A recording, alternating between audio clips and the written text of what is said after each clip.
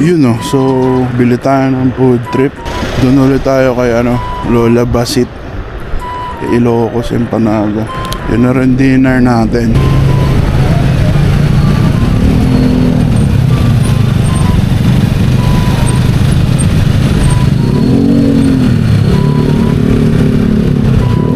Tamad bumabae, no? Putya, nag-balance na lang eh. Traffic ah.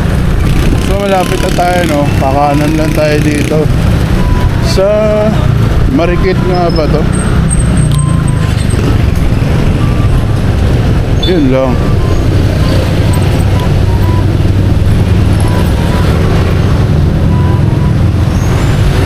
Uy, naka third gear pala ako. Hindi ko na malayan.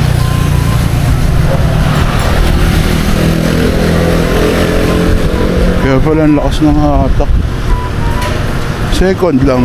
Yun o, banking. Deja vu, I just been in this place before. Ito na. Yes po. Pwede po ate, dalawang dinakdakan. Yung rice meal po. Tapos, tatlong Ilocos Empanada. Yung na po ate, yung double na po.